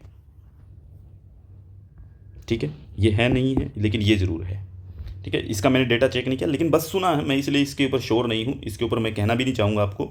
आप ये याद रखें 50% से ज़्यादा आंकड़ा पार किया है। दुनिया के अंदर जो है एक संगठन है अंतर संसदीय संघ, भारत भी इसका मेंबर है, अंतर संसदीय संघ। इसके अकॉर्डिंग न्यूजीलैंड दुनिया के ऐसे आधा दर्जन देशों में से है जो वर्ष 2022 तक संसद में कम से कम 50% महिला प्रतिनिधित्व का दावा कर सकता है। यानी कि ये वो देश बन सकता है जो कोई बिल ला करके ये कह दे कि यहाँ पे संसद में कानूनी तौर पे 50% महिलाएं होंगी, 50% महिलाएं कानून तौर पे होंगी ही होंगी। ये बन सकता है 2022 तक बिल ला करके। ठीक है, बना नहीं है। लेकिन अभी ये बात भी समझने की है, उन आधा दर्जन देशों में से है ये, इस बात को समझना है। 1893 में न्यूजीलैंड ने जो है महिलाओं को वोट देने का सबसे पहले अधिकार दिया था। दुनिया में पहला देश है न्यूजीलैंड जिसने 1893 में महिलाओं को वोट का अधिकार दिया था। कुछ और देश भी हैं जो कि 50% महिलाओं के सत्र को कंप्लीट कर चुके, जिसके अंदर क्यूबा है, मैक्सिको है, निकारागुआ है, रवांडा है, संयुक्त अरब अमीरात, UAE, मुस्लिम कंट्री, और लोग आलोचना करते रहते हैं। महिलाओं को बहुत अधिकार दे रखे इन्होंने। तो वैश्विक स्तर पे अगर हम बात करें वैश्विक स्तर पर पूरी दुनिया में वर्ल्ड लेवल पे अगर हम बात करें तो लगभग 26% सांसद जो वो महिलाएं हैं। यानी कि मान लीजिए दुनिया के अंदर कुल मिला करके 1000 सांसद हैं टोटल। अनुमान लगा रहे हैं, 1000 तो नहीं है, भारत के ही अंदर 543 हैं तो ज़्यादा हैं, तो 1000 मान लेते हैं। तो 1000 का 26% कितना हो जाएगा, ठीक है, कर लीजिए। तो यानी कि 260 महिलाएं जो हैं वो सांसद हैं। कंप्लीटली एवरेज निकाला है ये, कहीं पे ज़्यादा भी है कहीं पे कम भी है, ठीक है। भारत में देखते हैं पहले, भारत में क्या है, भारत के अंदर क्या माहौल है, ठीक है, भारत के अंदर किस तरीके से महिलाएं जो हैं उनका पार्टिसिपेशन है, ठीक है। तो भारत में जब हम बात करते हैं तो भारत में हम देखते हैं इंडिया के कंटेस्ट में अगर हम देखें तो अंतर संसदीय संघ जो है वो अपनी एक रिपोर्ट निकाला, इंटर पार्लियामेंट्री यूनियन IPU, जिसका भारत भी जो हो एक सदस्य है, उसने कुछ आंकड़े निकाले हैं। उनके आंकड़ों के अनुसार है विश्व में महिलाएं जो हैं लोकसभा के कुल सदस्यों का, वर्ल्ड में देखिए, वर्ल्ड में इसके आंकड़े कहते हैं, ठीक है, इसके आंकड़े कहते हैं कि 14.44% का प्रतिनिधित्व करती है, ठीक है। यानी कि कुल जो टोटल हैं, टोटल यहाँ पे इसका जो आंकड़ा, इसके आंकड़े की बात कर रहे हैं, पहले वाले के नहीं, इसके आंकड़े में कहा गया कि विश्व भर में महिलाएं जो हों लोकसभा के टोटल सदस्यों में 14.44% का हिस्सा है महिलाओं का, यानी कि बहुत कम है, बहुत ही ज़्यादा कम है ये दुनिया के अंदर। मात्र 14.5 महिलाएं 100 में से पहुंचती हैं संसद में, लोकसभा में, ठीक है। लोकसभा के अंदर की बात करें, संसद का है ये आंकड़ा, ये तो संसद का था। संसद के 2 सदन होते हैं, ठीक है, एक लोकसभा होता है, एक राज्यसभा होता है। तो ये 2 सदन हैं, हो सकता है इसमें ज़्यादा है, लेकिन ये लोकसभा का आंकड़ा दे रही है अंतर संसदीय संघ। ये कह रही है कि दुनिया के अंदर 14.44% रिप्रेजेंटेशन है विमेंस का, किसके अंदर, लोकसभा के अंदर। तो भारत निर्वाचन आयोग यानी कि इलेक्शन कमीशन ऑफ इंडिया, इन्होंने अपने आंकड़े दिए हैं, नए आंकड़े आए हैं अक्टूबर 2021। इन्होंने कहा कि अक्टूबर 2021 तक महिलाएं संसद के कुल सदस्यों का 10.5% है, यानी कि लोकसभा और राज्यसभा को मिलाकर के कुल जो परसेंटेज है वो 2.5% है, ठीक है। तो टोटल कितना बनता है, 250 प्लस 543 कितना हो गया, 793। 793 का 10.5% कितना हो गया, 70 प्लस कितने बनेंगे, ठीक है। तो टोटल जो बनेगा वो टोटल आ जाएगा, ठीक है। तो कुल मिलाकर के 77 लगभग आप निकाल पाएंगे, ठीक है। तो ये लगभग 75-77 इतना टोटल आंकड़ा बनता है भारत का। इतनी महिलाएं हैं हमारे पास इतने मेंबर्स में से। ये किसका आंकड़ा है, इलेक्शन कमीशन ऑफ इंडिया, मैं नहीं कह रहा, इलेक्शन कमीशन ऑफ इंडिया कह रहा है। वेबसाइट पे भी ये आंकड़ा मिल जाएगा। तो भारत में सभी राज्य और मतलब कि भारत में जितने भी स्टेट हैं, सभी स्टेट की विधानसभाओं को अगर हम ये देखें कि टोटल सीट गिन ले विधानसभाओं की, मान लीजिए भारत में जो है वो कुल मिला करके 5000 मान लीजिए कि विधायक बनते हैं भारत में, ठीक है। तो 5000 विधायक बनते हैं, तो उनका औसत विधायकों का यानी कि उनकी स्थिति और भी ज़्यादा बदतर है। कितनी बनती है, राष्ट्रीय औसत बनती है 9%। कितनी हो जाएगी, लीजिए टोटल महिलाएं 5000 अगर विधायक बनते हैं देश में, तो उसमें से मात्र 450 महिलाएं, 9% औसत है, इलेक्शन कमीशन का डाटा है। आज़ादी के 75 साल हो चुके हैं, लोकसभा में महिलाओं का प्रतिनिधित्व हम 10% तक ही बढ़ा सके हैं, मात्र 10%। एक ही इलेक्शन ऐसा गया है 1984 का, जब महिलाओं की भागीदारी जो है वो 14% तक पहुंची थी। 14 थी, 15 थी, एक बार आप मुझे चेक करके बताएंगे कि सिर्फ एक ही बार हुआ है। और 1977 में तो हालत इतनी बुरी थी कि हम मात्र 7.7% पे आ गए थे, इतनी कम थी। तो चुनावी प्रतिनिधित्व के मामले में अगर हम बात करते हैं भारत की, तो अंतर संसदीय संघ जो है उसकी संसद में महिला प्रतिनिधियों की संख्या के मामले में वैश्विक रैंकिंग में कई स्थान नीचे है। अंतर संसदीय संघ जो है, जो रिपोर्ट देता है, वो बहुत सारे देशों की रिपोर्ट बना के देता है, शायद 193 कंट्रीज़ की देता है वो। तो अंतर संसदीय संघ के अंदर जो अगर हम देखते हैं तो भारत जो है वो 2014 में जो है वो 117वें स्थान पर था 193 देशों में। अब 2020 में है 143वें स्थान पर। वाह भाई, तरक्की हो रही ना। 193 में से 117वें पे था। अच्छी तो ये भी नहीं है कि इसको अच्छी कहेंगे हम, कि हम कहें कि हमसे ऊपर कितने देश हैं। हमसे तो ऊपर भाई बहुत देश हैं, 116 देश हमसे ऊपर हैं। जबकि और भी बुरे हालात हो गए हैं 2020 तक आते आते। 2020 तक अगर हम बात करते हैं विश्व रैंकिंग में कि संसद में महिलाओं का प्रतिनिधित्व किसके देश का ज़्यादा है, तो भारत तो 143वें नंबर पे है महिलाओं के प्रतिनिधित्व में। 2020 तक की रिपोर्ट है ये, ठीक है। अगर हम बात करें भारत के पड़ोसी देशों में, वर्तमान में पाकिस्तान 106वें नंबर पे है, बांग्लादेश 98वें नंबर पे है, नेपाल 43वें नंबर पे है। भारत से 100 रैंक ऊपर, पूरी 100 रैंक ऊपर नेपाल, पूरी 45 रैंक ऊपर, 37 रैंक ऊपर। भारत से नीचे सिर्फ कौन है पड़ोसी देशों में? श्रीलंका 182, 182वें नंबर पे ही 193 में से। इसकी तो बहुत ही बदतर हालत है।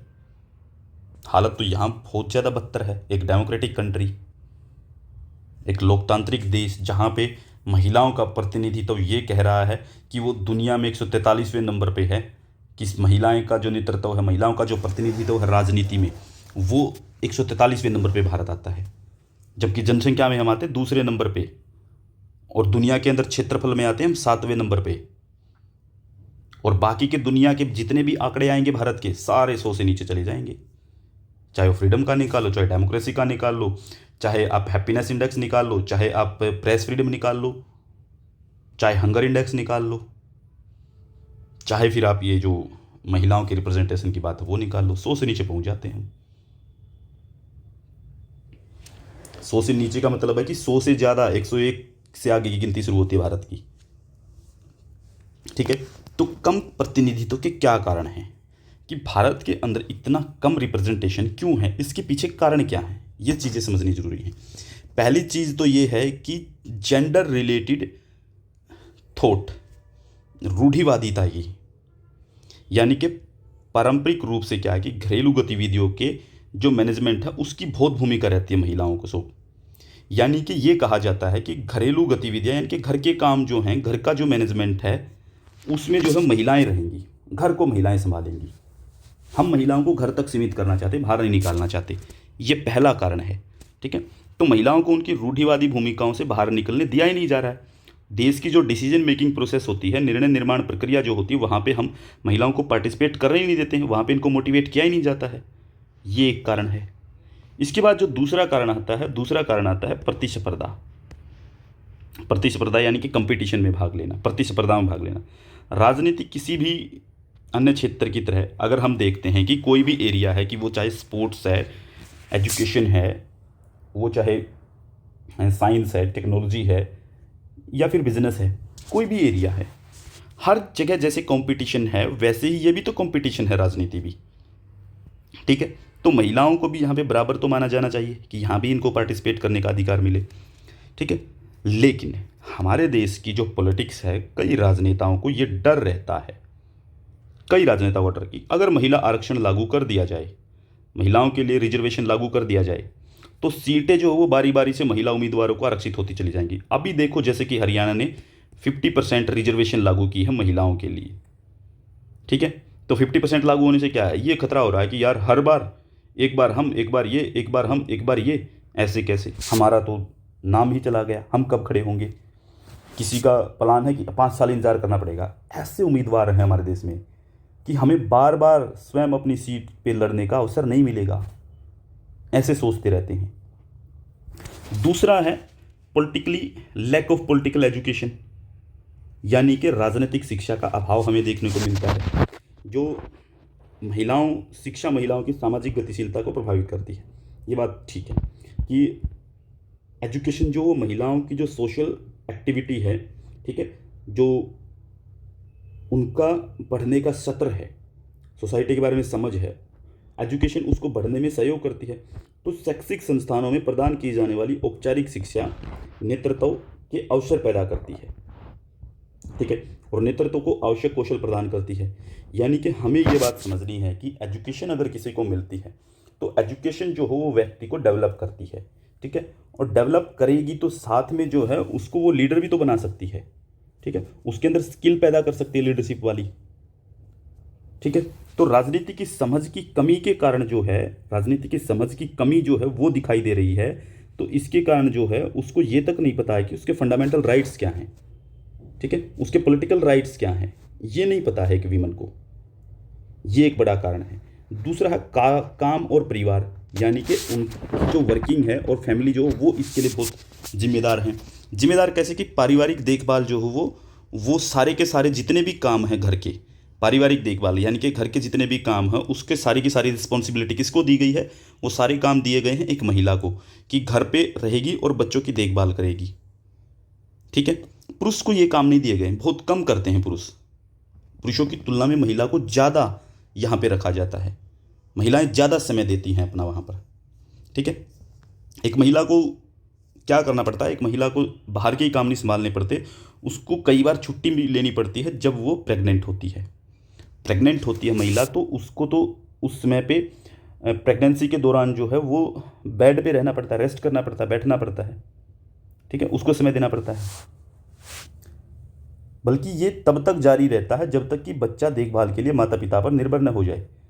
जो ये रेस्ट है, ये जो रेस्ट ले रही है एक महिला प्रेगनेंसी के टाइम पे, ये रेस्ट उसका तब तक रहता है बच्चा जब तक थोड़ा सा बड़ा ना हो जाए, जब तक वो माता पिता से खाने पीने की चीज़ें न मांगना बंद कर दे।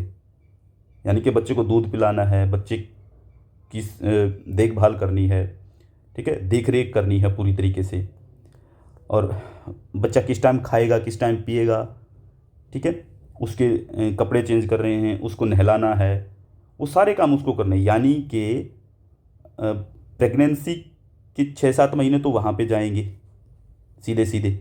उसके बाद बच्चा खाने पीने का और माता पिता से अलग जो होता है उससे आत्मनिर्भर कब होता है, वो तो 5 साल 6 साल तक होता है कि खुद उठा के खा लेगा। जब तक खुद उठा के खाने वाला नहीं बन जाता है बच्चा, तब तक जो है, तब तक महिला को ख्याल रखना पड़ता है, ठीक है। ये बड़ा ड्रॉबैक है कि महिला को इतने दिन तक अपने काम से छुट्टी लेनी पड़ती है, बाहर के काम छोड़ने पड़ते हैं, ठीक है। फिर है जैसे राजनीतिक नेटवर्किंग का अभाव है, लैक ऑफ पॉलिटिकल कम्युनिकेशन या लैक ऑफ पॉलिटिकल नेटवर्किंग, ठीक है। इसमें क्या है कि जो पॉलिटिकल डिसीजन मेकिंग है उसके अंदर जो है वो ट्रांसपेरेंसी नहीं है, वो बहुत कम देखने को मिलती है। तो जो अनडेमोक्रेटिक फंक्शनिंग है वो इनको रोकती है, ठीक है। अंतर प्रक्रियाएं सभी नए जो प्रवेशक हैं उनके लिए चुनौती पेश करती है। यानी कि जो नए लोग आते हैं, जो अनडेमोक्रेटिक इंस्टीट्यूशन हो जाते हैं, अनडेमोक्रेटिक जो वहाँ पे कमियाँ, जो पारदर्शिता नहीं होती वहाँ पे, वो जो देखने को मिलती है उसके कारण समस्या हो जाती है। लेकिन महिलाएं जो है इस विषय से प्रभावित जरूर होंगी। महिलाओं को पता ही नहीं है उनका पॉलिटिकली क्या बेस है, पॉलिटिकली तौर पे क्या जानती हैं वो, तो उनके पास जो राजनीतिक नेटवर्क की कमी है, यानी कि इनको जो है राजनीतिक सपोर्ट नहीं मिलता है, कोई इनको राजनीति में आगे बढ़ने का अवसर नहीं दे पा रहा है। फिर संसाधनों की अलपता, मतलब कि संसाधनों की कमी होना, अलपता को कम कर ले, यहाँ पे कमी लिख ले, संसाधनों की कमी होना, संसाधनों की कमी। यानी कि भारत की जो आंतरिक राजनीति है, इंटरनल जो पॉलिटिक्स है, उसमें जो पार्टी का जो स्ट्रक्चर है उनके अंदर जो है महिलाओं का जो अनुपात है वो बहुत कम मिलेगा, ठीक है। महिलाएं अपने राजनीतिक निर्वाचन क्षेत्रों के पोषण के लिए संसाधन, मान लीजिए उसको किसी कॉन्स्टिट्यूएंसी में इलेक्शन लड़ना है, तो उस कॉन्स्टिट्यूएंसी के इलेक्शन लड़ने के लिए जो है उसको संसाधन चाहिए, वो संसाधन उसके पास नहीं है। वो संसाधन और वो समर्थन जुटाने में वो विफल हो जाती हैं, वो कामयाब नहीं हो पाती। जब वो उन संसाधनों को कलेक्ट नहीं कर पाती, वहाँ पे काम नहीं कर पाती, तो यहाँ पे समस्या यही बनती है उसके साथ में कि वो फेल हो जाती है पॉलिटिकली, वो अपने आप को रिप्रेजेंट नहीं कर पाती है, ठीक है। तो महिलाओं को चुनाव लड़ने के लिए जो राजनीतिक दलों से जो है, जो पॉलिटिकल पार्टीज़ भी जो हैं वो उनको फुली तौर पे सपोर्ट नहीं करते, ना फाइनेंशियल सपोर्ट होता है, ना वैसा मोरल सपोर्ट मिलता है उनको, उस तरीके की सहायता नहीं मिलती है। फिर कुछ सोशल रिस्ट्रिक्शंस हैं, समाज की शर्तें हैं, ठीक है, उनके ऊपर जो है जो सोसाइटी के नियम हैं, जो कानून है, वो उनको स्वीकार करने ही पड़ते हैं। उनसे बाहर होके उनको समाज जो है उनको ठुकरा देता है। सोसाइटी का सारा भार, सारा बोझ महिलाओं के ऊपर लादा जाता है। गांव की बहू है लड़की, तो गांव में प्रचार कर रही है तो ओला घूंघट करके ही करना पड़ेगा, नहीं करेगी तो लोग वोट नहीं देंगे।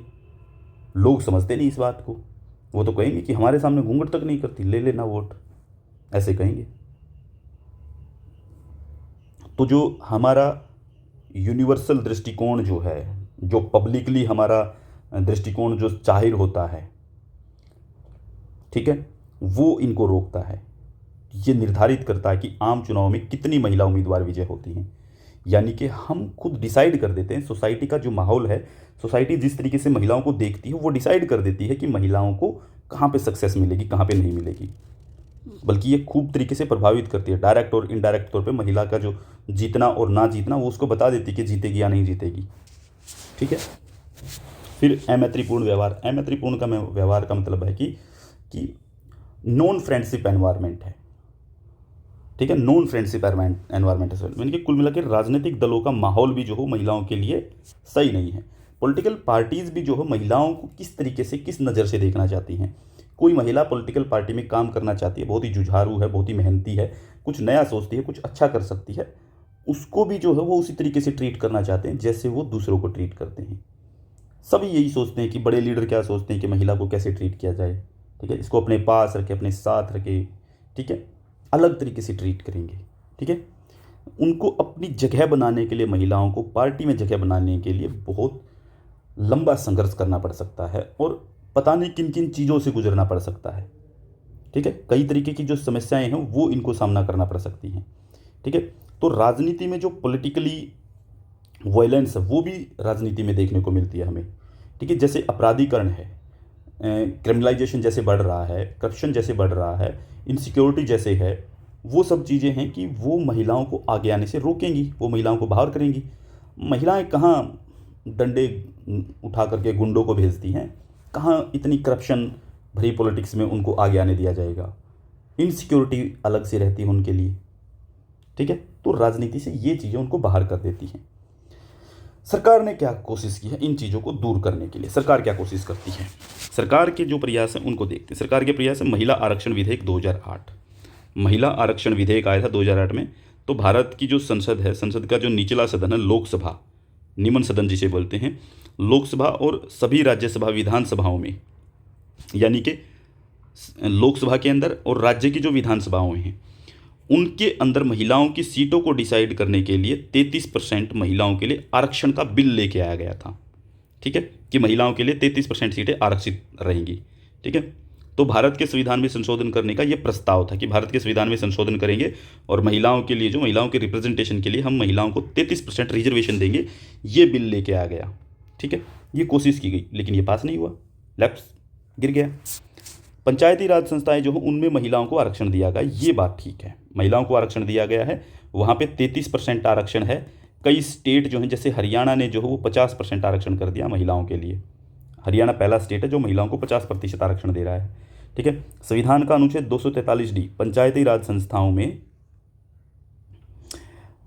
अनुच्छेद 243D ये पंचायती राज संस्थाओं के अंदर महिलाओं के लिए सुनिश्चित करता है कि उनको आरक्षण दिया जाएगा। प्रत्यक्ष चुनाव द्वारा भरी जाने वाली सीटों की कुल संख्या और पंचायतों के अध्यक्ष पदों की कुल संख्या में महिलाओं के लिए कम से कम 1/3 आरक्षण होगा। यानी कि मेंबर अगर बनते हैं तो मेंबर बनेंगे 33% महिलाएं। सरपंच अगर बनते हैं तो सरपंच जो बनते हैं, सरपंच भी जो हो वो 33% महिलाएं बनेंगी। ये प्रावधान है 243D में। हरियाणा ने इसके अंदर प्रोविज़न कर दिया है कि मेंबर भी अगर बने तो वो बनेंगे 50%। ठीक है, महिलाएं, और सरपंच भी बनेंगी वो 50% महिलाएं। ब्लॉक समिति में भी अगर बनेंगी तो 50% महिलाएं। जिला परिषद में भी अगर बनेंगी तो 50% महिलाएं। ठीक है, यहाँ पे चेयरमैन बनना है, यहाँ भी चेयरमैन बनना है, यहाँ भी 50% महिलाएं, यहाँ भी चेयरमैन 50% महिलाएं। इस तरीके से चीज़ों को ब्लॉक कर दिया गया है हरियाणा में। बहुत ही शानदार स्टेप है। मैं तारीफ़ करता हूँ इस बात की, हरियाणा गवर्नमेंट की, कि उन्होंने बहुत अच्छा स्टेप लिया है विमेंस को आगे बढ़ाने के लिए, ठीक है। ये बहुत शानदार स्टेप लिया गया है। ऐसे काम होने चाहिए, कोई दिक्कत नहीं है, क्योंकि महिलाएं भी 50% हैं देश के अंदर, ठीक है। तो 50% की जब भागीदारी रखती हैं तो उनकी भागीदारी दिखनी भी चाहिए, ठीक है। तो महिला अधिकारिता पर संसदीय समिति बनी थी, महिला अधिकारों के लेकर के एक संसदीय समिति बनाई गई थी। महिलाओं की स्थिति में सुधार करने के लिए जो 11वीं जो लोकसभा शुरू हुई थी उसके दौरान 1997 में पहली बार महिला अधिकारिता समिति का गठन किया गया था, ठीक है। फिर समिति के सदस्यों से अपेक्षा की जाती है कि जो समिति बनेगी उसके सदस्यों से अपेक्षा की जाती है कि सभी पार्टी संबद्धताओं में महिलाओं के सशक्तिकरण के लिए मिलकर काम करे। यानी कि इसके जो सदस्य होंगे इस समिति के, उनसे यही उम्मीद की जाती है कि जितनी भी पार्टी हैं जो रिलेटेड हैं यहाँ से, उनके अंदर जो है महिलाओं के सशक्तिकरण को लेकर के हम जो है प्रयास करेंगे। बिहार के अंदर जो है पीछे जो चुनाव हुआ था वहाँ पे कांग्रेस सरकार ने घोषणा की थी, ठीक है। कांग्रेस सरकार ने घोषणा की थी कि जिनके ऊपर भी महिला उत्पीड़न के आरोप हैं हम उनको टिकट नहीं देंगे, उनको जो है टिकट नहीं दिया जाएगा, ठीक है। बहुत शानदार स्टेप था, ये भी अच्छी बात थी, इसको भी हमें मानना चाहिए, अप्रिशिएट करना चाहिए कि कोई एक पार्टी अगर इस तरह का स्टेप लेती है कि जिसके ऊपर बलात्कार का, छेड़खानी का, महिला उत्पीड़न का, यौन उत्पीड़न का, इस तरह का अगर कोई मामला है, घरेलू हिंसा का कोई मामला है, हम उनको टिकट नहीं देंगे। ये बहुत शानदार बात है, ये अप्रिशिएट करने वाली बात है कि एक पॉलिटिकल पार्टी इंटरनल अपने तौर पे सुधार करना चाह रही है, ठीक है। इसके बाद महिला सशक्तिकरण के बारे में हमारा कॉन्स्टिट्यूशन क्या कहता है, ये भी बात देखनी जरूरी है कि महिलाओं की राजनीति को आगे बढ़ाने के लिए, महिलाओं के पार्टिसिपेशन के बढ़ाने के लिए, जेंडर पॉलिटिक्स के लिए या जेंडर इक्वलिटी के लिए क्या कहता है हमारा संविधान। तो हमारा संविधान जो जेंडर इक्वलिटी की बात करता है कि हम महिला समानता की बात करते हैं, ठीक है। तो ये सिद्धांत भारतीय संविधान में दिया गया है। संविधान न केवल महिलाओं को समानता की गारंटी देता है बल्कि राज्य की महिलाओं के पक्ष में भी पॉजिटिव, ठीक है, डिस्क्रिमिनेशन करने की बात करता है। यानी कि ये कहता है कि अगर महिलाओं को आगे बढ़ाने के लिए हमें किसी के साथ भेदभाव भी करना पड़े तो किया जा सकता है। कि जैसे हमने कहा कि महिलाओं को जो हमने 50% हॉरिजॉन्टल रिजर्वेशन दे दिया, हॉरिजॉन्टल दिया गया, वर्टिकल नहीं है, ये भी बात है कि वर्टिकल होता है ऐसे कि महिला तो कभी भी खड़ी हो सकती है इसमें, तो ठीक है, उसको नहीं रोक सकते। हॉरिजॉन्टल में क्या है कि हॉरिजॉन्टल में महिला ही खड़ी हो, महिला को ही खड़ा किया जाएगा और उसकी जब बारी आएगी उसको तभी खड़ा किया जा सकता है, ठीक है। ये इस तरीके से दिया गया। तो डिस्क्रिमिनेशन की भी जो बात होती है कि सकारात्मक डिस्क्रिमिनेशन का मतलब, पॉजिटिव डिस्क्रिमिनेशन का मतलब है कि हमें जो है एक महिला को आगे बढ़ाने के लिए जो वो प्रयास किए जा सकते हैं अगर हमें किसी दूसरे को दबाना पड़े तो, ठीक है, ये काम किया जा सकता है, ठीक है। तो उनकी संचयी सामाजिक, आर्थिक और राजनीतिक लाभ की स्थिति को कम किया जा सके, ठीक है। किसी दूसरे की जो है वो सामाजिक, राजनीतिक जो लाभ है उसको कम करके, यानी कि वो महिलाओं को दिया जा सकता है। महिलाओं को लिंग के आधार पर भेदभाव नहीं किया जाएगा, ये आर्टिकल 15 है। यानी कि भारत के संविधान में लिखा गया है कि हम जो है कहीं पर भी महिलाओं के साथ भेदभाव नहीं करेंगे, लिंग के आधार पर, जेंडर बेस्ड डिस्क्रिमिनेशन नहीं होगा, कानून के समान सबको समान संरक्षण होगा, आर्टिकल 14 ये बात बोलता है फंडामेंटल राइट्स में, ठीक है। मूल कर्तव्य निर्धारित किए गए हैं हमारे, ठीक है, वो प्रत्येक नागरिक के लिए होते हैं। मूल कर्तव्य में ये कहा गया है कि महिलाओं की गरिमा के विरुद्ध प्रचलित अपमानजनक प्रथाओं को त्याग देना चाहिए।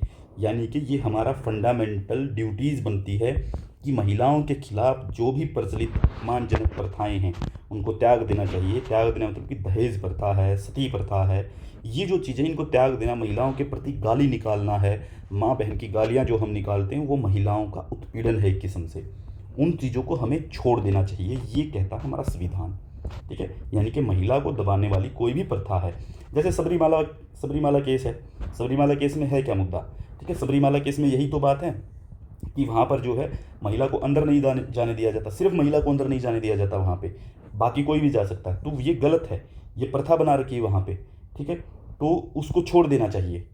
ये बात हमारा मूल कर्तव्य, हमारे संविधान का फंडामेंटल ड्यूटीज़ कहती हैं। उसके बाद जैसे 3 तलाक वाला मुद्दा है, 3 तलाक में क्या है कि महिला को ही उत्पीड़ित किया जाता है उसके अंदर, ठीक है। तो महिला का जो अगर उत्पीड़न हो रहा है किसी प्रथा के कारण तो वो प्रथा हमें छोड़ देनी है, ठीक है।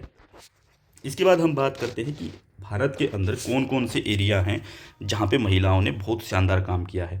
देखो, वर्षों से ऐसा होता आया कि महिलाओं के साथ जो है वो गलत किया गया है, और किसके कारण, पूर्वाग्रहों के कारण, ठीक है, हम प्रिजुडाइज होकर के महिलाओं के खिलाफ गलत सोचते रहते हैं, लेकिन आज समय बदल गया है और बदलते समय में महिलाओं ने अपनी पहचान बनाई है और जो रूढ़ियाँ हैं, लैंगिक रूढ़ियाँ हैं, उन बेड़ियों को तोड़ा है इन्होंने, और जो इनके सपने हैं, जो इनकी ड्रीम हैं, उनको पूरा करने की कोशिश की है और अपने टारगेट जो हो उनको पूरा करती हैं।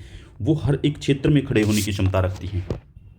हर क्षेत्र में खड़े होने की उनकी जो क्षमता है वही बताती है कि इनकी उपलब्धियां जो हैं वो बड़ी बड़ी भी रही हैं। तो महिलाओं ने हाल ही में जो उपलब्धियां हासिल की हैं उनके ऊपर देखते हैं उन्होंने क्या क्या अचीव किया है। देखिए, एक सामाजिक कार्यकर्ता हैं सिंधुताई सपकाल। सिंधुताई सपकाल, इनको पद्मश्री दिया गया 2021 में अनाथ बच्चों की परवरिश करने के कारण। दूसरा, पर्यावरणविद हैं, एनवायरमेंटलिस्ट हैं, तुलसी गोड़ा, इनको भी पद्मश्री दिया गया 2021 में। नाम याद रख लीजिए, बहुत शानदार चीज़ें ही हैं, आपके जीके में भी काम आएंगी, पेपर में भी याद आएंगी। ठीक है, ठीक है। वन विश्व कोश, ठीक है, एनसाइक्लोपीडिया ऑफ फॉरेस्ट, ठीक है, इसके लिए इनको इनको पुकारा जाता है, एनसाइक्लोपीडिया ऑफ फॉरेस्ट के नाम से इनको जाना जाता है। तुलसी गोड़ा को पद्मश्री दिया 2021 में। ठीक है, इसके बाद डिफेंस के अगर सेक्टर में देखा जाए, डिफेंस सेक्टर में देखें तो अवनी चतुर्वेदी का नाम आप लोगों ने सुना है।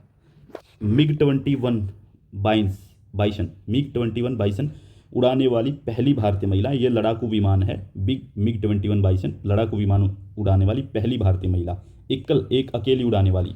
ठीक है, खेल के एरिया में अगर हम देखेंगे, स्पोर्ट्स के एरिया में देखें तो मैरी कॉम को देखिए। मैरी कॉम ने क्या किया, ओलंपिक के बॉक्सिंग में मेडल जीतने वाली पहली महिला बनी है। ठीक है, PV सिंधु जो है 2 ओलंपिक पदक 2020 में भी और 2016 में भी।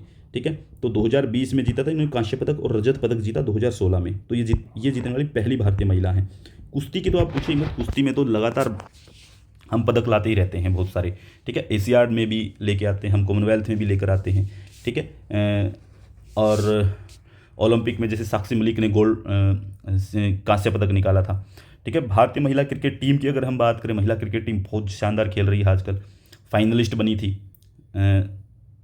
जो हमारे राष्ट्रमंडल खेल होते, कॉमनवेल्थ गेम हुए 2022 में, उसमें फाइनल मेडल, सिल्वर मेडल जीत के लाई है, फाइनल में पहुंचे थे। फिर अभी बिल्कुल रिसेंटली कुछ दिन पहले की ही बात है, इंडियन वुमेन्स क्रिकेट टीम जो है अंडर 19 वर्ल्ड कप जो है वो जीत करके आई है। सैफाली वर्मा जो है वो उसकी कैप्टन थी, ये रोहतक से हैं।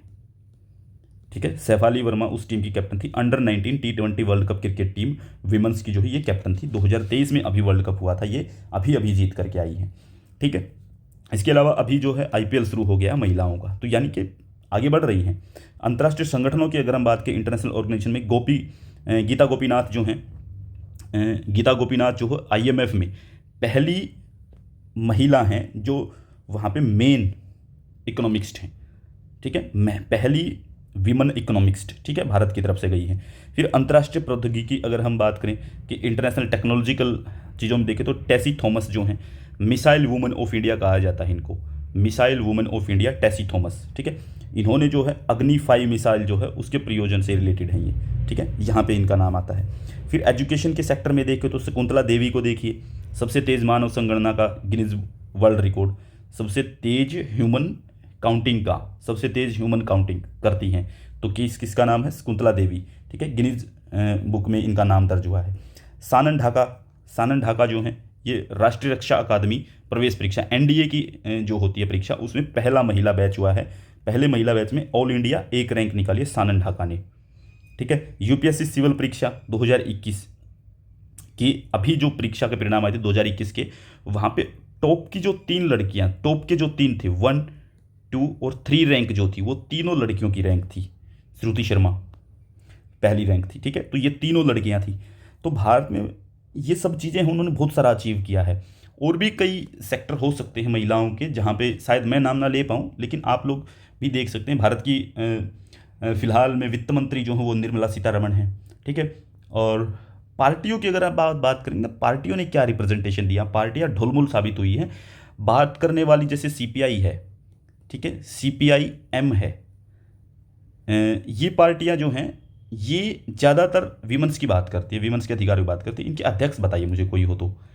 BJP विमेंस को कहती है कि हम बहुत आगे बढ़ा रहे हैं।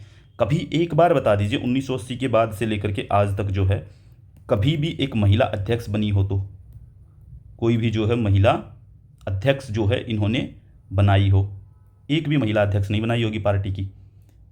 विमेन सेल में अध्यक्ष होंगी, पार्टी की मेन अध्यक्ष नहीं मिलेंगी। इनका संगठन है आरएसएस, उसकी संगठन ने की अध्यक्ष कभी नहीं मिलेगी कोई भी महिला।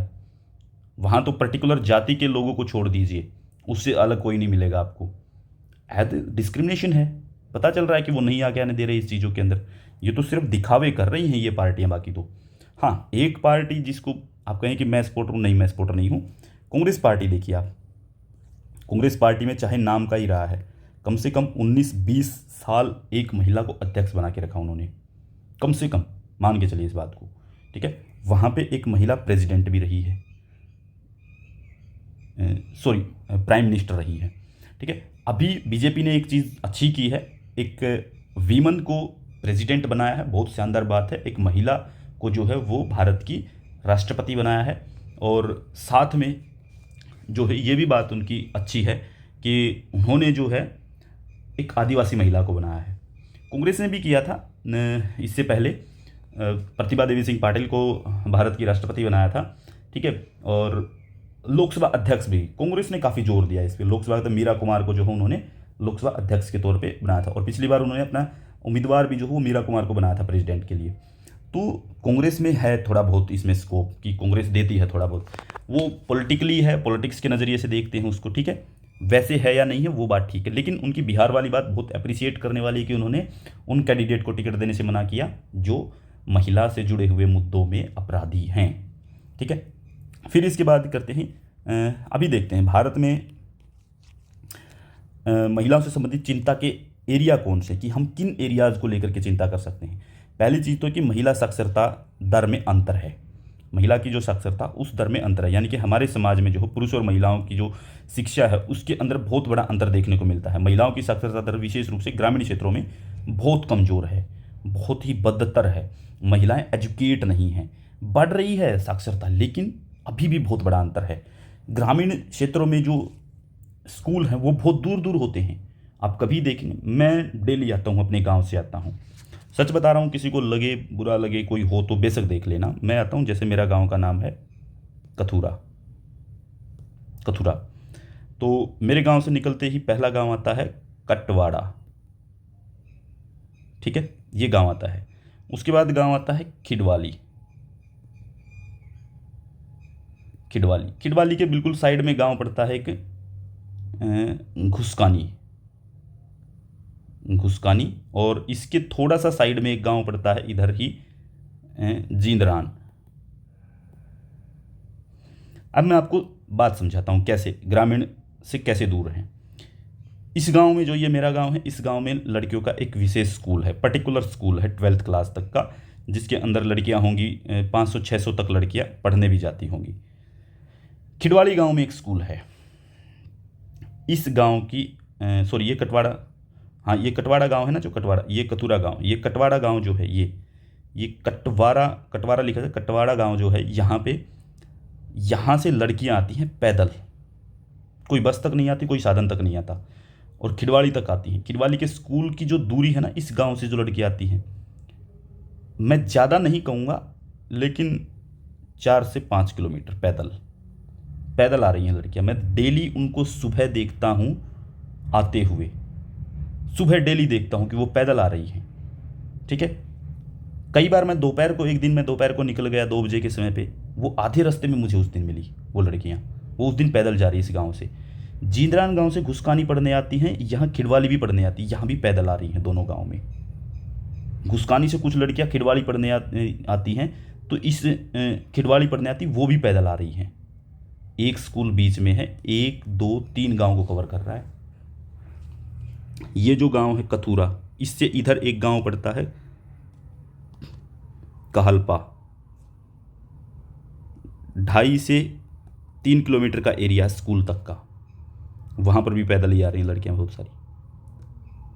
ये बड़ी समस्याएं हैं, ये बात समझने की है, ये बात बहुत ही नोट करने की, सरकार इसके ऊपर ध्यान देना चाहिए, ठीक है। ये बड़ी समस्या है कि वीमेंस आगे नहीं आ पाएंगी अगर वो पढ़ेंगी नहीं तो। अब कोई नहीं भेजता है, बहुत बड़ी सिक्योरिटी का मामला लड़कियों का, ठीक है, और ये बात सही भी है क्योंकि बहुत सारे जिन घूमते हैं यहाँ पे, बहुत सारे राक्षस घूमते हैं, ठीक है। तो ग्रामीण भारत में जो है वो विद्यालय जो है बहुत दूर दूर हैं, शिक्षा बहुत दूर तक मिलती है, तो स्कूली शिक्षा के लिए लंबी दूरी तय करना वो सबको क्या लगता है, इनसिक्योर लगता है, असुरक्षित लगता है। कन्या भ्रूण हत्या, दहेज, बाल विवाह जैसी ये पारंपरिक प्रथाएं जो हैं ये भी बड़ा योगदान करती हैं। जैसे कन्या भ्रूण हत्या अब भी होती हैं, हमें पता नहीं चलता, बहुत सारी होती हैं, अखबारों में पढ़िए, आप न्यूज़ चैनल पे देखिए। दहेज अब भी लिया जा रहा है, उसको तो लेजिटिमाइज कर दिया गया, कोई ज़्यादा दे रहा है, कौन ज़्यादा दे रहा है। बाल विवाह अब भी हो रहे हैं, अभी भी 17-17, 16-16 साल की लड़कियों के जो हैं वो शादी कर दी जाती है। ठीक है, तो ये सब चीज़ें जो ये अव्यवहारिक चीज़ें हैं, ये कैसे उठने देंगी। ठीक है, तो यहाँ पे ये जो बालिकाओं को शिक्षित करना जो है और उनको इकोनॉमिक तौर पे मजबूत करना जो है, ये अव्यवहारिक लगता है हमें कि उनको कैसे एजुकेट करेंगे, कैसे उनको इकोनॉमिक के तौर पे मजबूत कर पाएंगे कि वहाँ पे जब एक सोसाइटी में जो है जहाँ पे कन्या भ्रूण हत्या, दहेज है, बाल विवाह ये सब दिखाई देता हो। फिर लैंगिक भूमिका की अगर हम बात करते हैं, लैंगिक भूमिका के संबंध में रूढ़िग्रस्तता है, यानी कि लैंगिक भूमिका मतलब कि जेंडर डिस्क्रिमिनेशन बहुत ज़बरदस्त है सोसाइटी में। अभी भी भारतीय समाज का एक बड़ा तबका ये मानता है कि वित्तीय जिम्मेदारियां निभाने और बाहर जाने का कार्य जो हो वो सिर्फ पुरुष करेंगे। यानी कि दो तरह के काम होते हैं, एक तो घर में रह के काम करना पड़ता है, एक बाहर रह के काम करना पड़ता है। तो ये जो घर वाले काम है अभी भी ये माना जाता है कि ये महिलाएं ही करेंगी। बाहर वाले काम जो हो वो अभी भी कहा जाता है कि ये पुरुष ही करेंगे। अभी भी रोका जा रहा है महिलाओं को, गाँव से नहीं आने दिया जा रहा है, शहरों से भी नहीं आने दिया जा रहा है। ठीक है, रिस्ट्रिक्शंस लगा देते कि लड़की घर से बाहर नहीं जाएगी, लड़की को पढ़ने नहीं दिया जाएगा। 8 मार्च आ रहा है आप लोगों के लिए, मेरा एक आर्टिकल है, मैं भेजूंगा आप लोगों के पास। 8 मार्च आ रहा है, उसके ऊपर लिख रखा है मैंने कुछ। तो 8 मार्च को इंटरनेशनल वीमेंस डे मनाया जाता है। ठीक है, अंतर्राष्ट्रीय महिला दिवस, देख लेना आप लोग क्या होता है अंतर्राष्ट्रीय महिला दिवस पे, क्यों मनाया जाता है, पढ़ना आप लोग। आपका पेपर है, पेपर के बाद पढ़ लेना, 6 को पेपर दे के 7 को पढ़ लेना। ठीक है, लैंगिक भूमिका के संबंध में रूढ़िग्रस्तता ने क्या है कि महिलाओं के प्रति जो हो वो पहले से पूर्वाग्रह जो हो उसको भेदभाव को जन्म दे रखा है। यानी कि हम प्रीजुडाइज हैं, पहले से ही दिमाग में कुछ चीज़ें पाल के रखी हुई हैं कि महिला कमज़ोर होती है, बाहर का काम नहीं कर सकती, मैनेजमेंट नहीं संभाल सकती, इकोनॉमी नहीं संभाल सकती, क्या काम करेगी महिला, बच्चों को संभाले, घर संभाले। ठीक है, इमोशनल होती है, इन सब चीज़ों से घिरे पड़े हैं हम। इन सब चीज़ों से जब तक नहीं निकलेंगे तब तक वीमन को एम्पावर कर पाना बड़ा मुश्किल काम है। ठीक है, यही ना कि महिलाओं का पालन पोषण करेंगी वो बच्चों का, ये सब चीज़ें। ठीक है, तो सामाजिकरण की जो प्रक्रिया में अंतर, यानी कि सोशलाइजेशन की जो प्रोसेस होती है उसमें अंतर है कि भारत के कई भागों में क्या है, विशेष रूप से ग्रामीण क्षेत्रों में पुरुषों और महिलाओं के लिए अभी भी सामाजिकरण मापदंड अलग अलग हैं। देखिए, लड़का होता है, लड़की होती है, दोनों में फ़र्क करके हम चीज़ों को देखते हैं। ठीक है, लड़के के लिए कुछ सोचते हैं, लड़की के लिए कुछ सोचते हैं। लड़की को सोचते हैं इसको अगले के घर जाना है, इसको तो बोझ बनना है यहाँ पे। ठीक है, इसको अलग तरीके से पढ़ाएंगे, लड़के को अलग तरीके से पढ़ाएंगे। उस सोच को ख़त्म नहीं कर रहे हम यही सोचते हैं कि अगर पहली लड़की हो गई ना, फिर सोचते कि यार लड़का और होना चाहिए, ये सोच के बैठ जाते। अगर पहली बार लड़का हो गया ना, फिर सोचते कि यार नहीं, हो तो गया, घर का बारिश आ गया, ऐसे सोच के बैठ जाते हैं। सोशलाइजेशन की प्रोसेस यही रहती है कि लड़की का जो सोशलाइजेशन है उसको समझाते नहीं हैं, हम बताते नहीं हैं लड़कियों को कि कैसे जो है हम रिलेशन बना सकते हैं, कैसे रिलेशन समझाने चाहिए सोसाइटी में, वो हम समझा नहीं पाते, हमारा माहौल ही नहीं है वो समझाने का।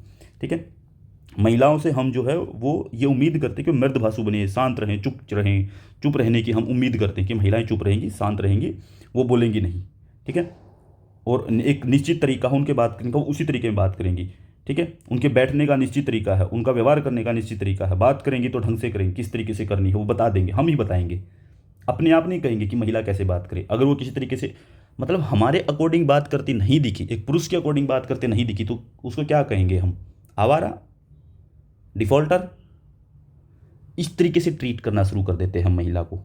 ठीक है, तो इसकी तुलना में जो पुरुष जो है वो अपनी इच्छा अनुसार व्यवहार करता है।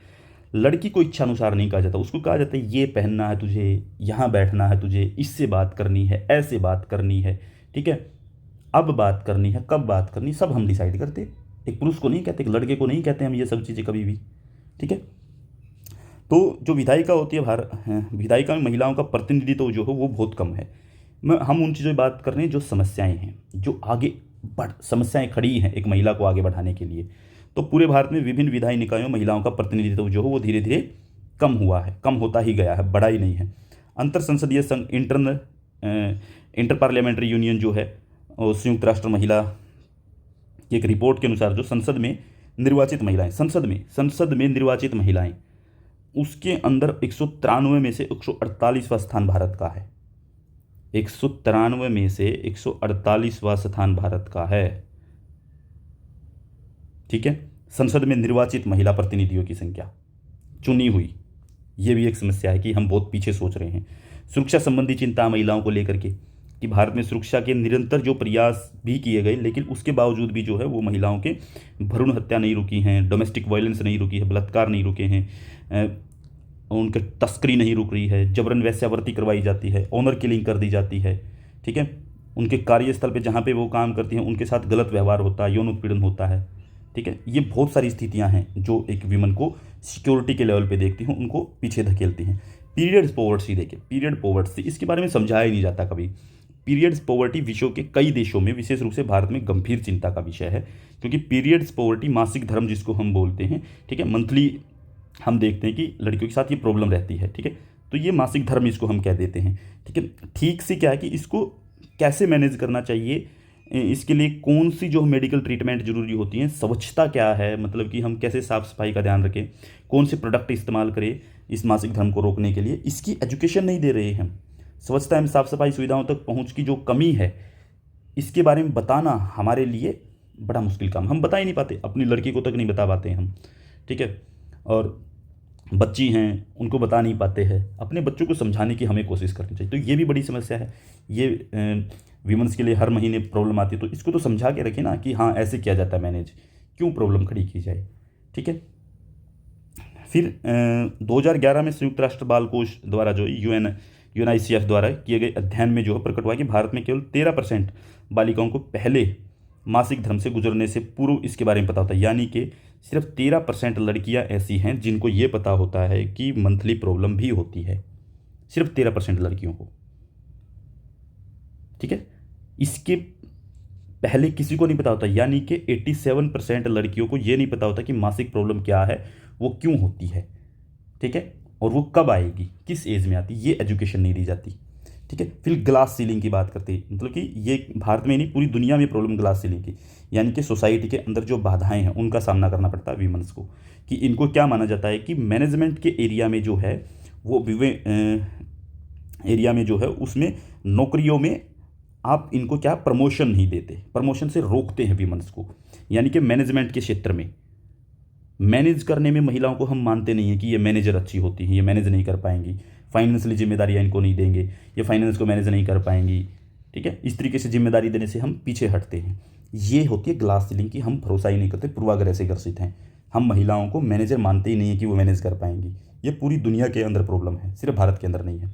इसके बाद महिला सशक्तिकरण से संबंधित कुछ योजनाएं चलाई हैं भारत सरकार ने, जैसे बेटी बचाओ बेटी पढ़ाओ चली, उज्ज्वला योजना चली, स्वाधार गृह चली, प्रधानमंत्री मातृ वंदना योजना चली, फिर प्रधानमंत्री महिला शक्ति केंद्र योजना चली, वन स्टॉप सेंटर चला, ये कुछ योजनाएं थी, ठीक है, जो भारत सरकार ने चलाई हैं। इनकी डेट आप लोग खुद देख लेना, ये मैं करवा भी दूंगा एक दिन एक क्लास के अंदर जो है भारत की जितनी भी सारी पॉलिसी हैं वो सारी की सारी कब से लेकर के 1947 से लेकर के 2022 तक जितनी भी पॉलिसी बनी है उनकी मैंने एक लिस्ट बना रखी है, कंप्लीटली पूरी की पूरी PDF बना के रखी हुई है, बस उसकी वीडियो बनानी बाकी है, आधा पौना घंटे की वीडियो बनेगी, ठीक है, उसके लिए इंतज़ार कीजिए। आज की क्लास में इतना ही करते हैं, नेक्स्ट क्लास के लिए हम देखते हैं किसान आंदोलन को।